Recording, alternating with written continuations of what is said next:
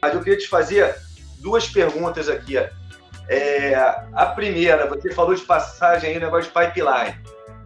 Nesse campeonato que você ganhou em Sunset, a sua semifinal foi você, Hans Hidman, Michael Rowe e Sunny Garcia. Você e 3 havaianos. Cara, como é que era competir nessa época? A gente sabe que Sunset é uma área enorme, mas como é que era se você pegasse uma bateria dessas sem prioridade em pipeline? Que a galera não sabe como mudou. Hoje em dia é outro mundo. Eu queria que você falasse um pouco disso. E outra coisa, uma curiosidade minha, a vida inteira eu escutei falar que você conseguiu essa vitória em Sunset, uma 6.6 que você tinha comprado, e alguns falavam que era do Vitor Ribas, outros da Tita Tavares. Conta um pouquinho também dessa prancha que você comprou, uma Ricardo Martins, que acabou vencendo em Sunset. Cara, você falou pipeline, bateria de 4, sem prioridade, né? Cara, é realmente muito mais difícil, muito mais difícil.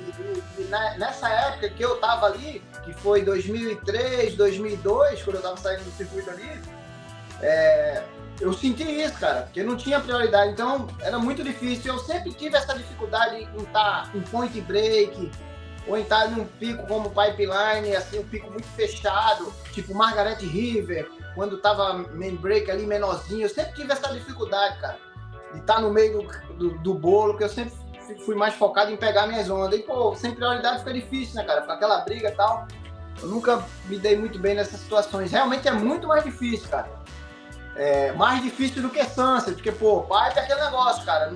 Se você remar e não foi e entrou um pouquinho, sai do elevador lá de cima despencando geral, né? Sunset, mais ou menos, às vezes quando você puxa o bico, ainda tem aquele terral muito forte, a onda é volumosa, ainda dá pra você desistir, né? Dependendo do grau ali. Já pipeline é difícil.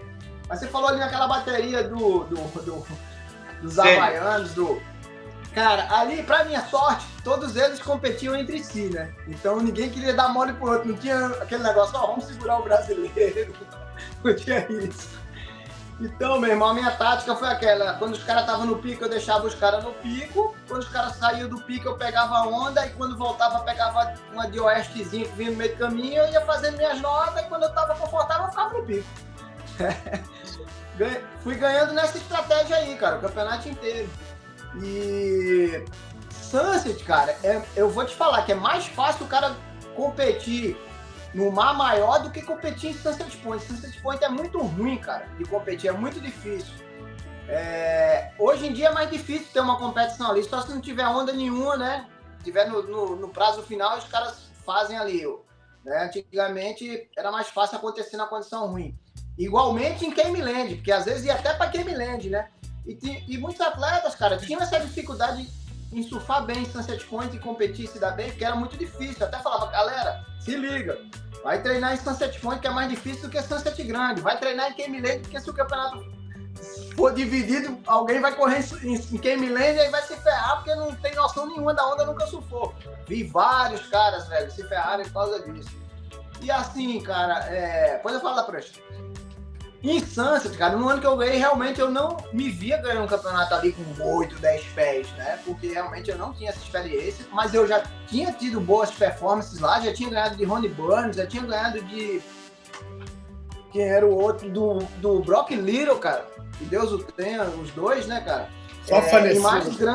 Em mares grandes, mas usando tática de competição, não era porque eu era Big Rider, não, cara. Mas eu, aos poucos, comecei a me acostumar com as pranchas grandes, né, cara? Que também foi uma das coisas que me deram mais coragem. Porque com a prancha grande eu conseguia pegar a onda e se ela viesse, se eu tivesse no lugar errado, eu conseguia fugir também. Então funcionava. Eu agradeço muito a galera, os Brazilian Nuts, que me passaram isso, né? Meu irmão, tem que pegar a prancha grande.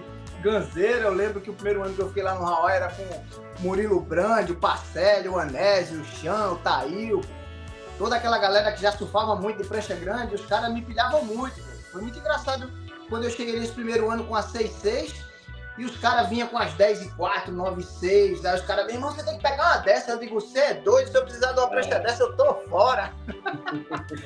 Mas aí depois o bichinho pegou, né, cara? E aí eu fui, né, evoluindo, fazendo minhas pranchas grandes, sempre tem as ganzeiras, tem umas 15 lá no Hawaii, aqui em casa também eu mantenho, porque de vez em quando eu ia pra Jaguaruna, agora eu tô devagar. Mas aí voltando ali pra prancha, foi uma prancha do Vitinho, cara, uma Ricardo Martins 6.6. Pô, hoje eu estaria surfando aquele mar com uma 5.4, 5.5 no máximo. Mas na época você vê o tamanho da prancha, né, cara? Só que essa prancha ela era solta, cara, pra época que a gente usava as pranchas tão maior, que a 6.6 era solta, na marola ela era solta, né? E eu troquei numa roupa de borracha da Mormai, um colete Mormai e mais $50. Vitinho tava indo embora. Eu não me lembro agora, porque Vitinho, acho que ele tinha 2 pranchas, essa ele não gostava, e eu tava meio que sem prancha, acho que eu tinha quebrado a minha intermediária, porque eu tinha uma 7 e talvez uma 6.2, não sei. E surfei com a de Vitinho, gostei, tá aqui até hoje.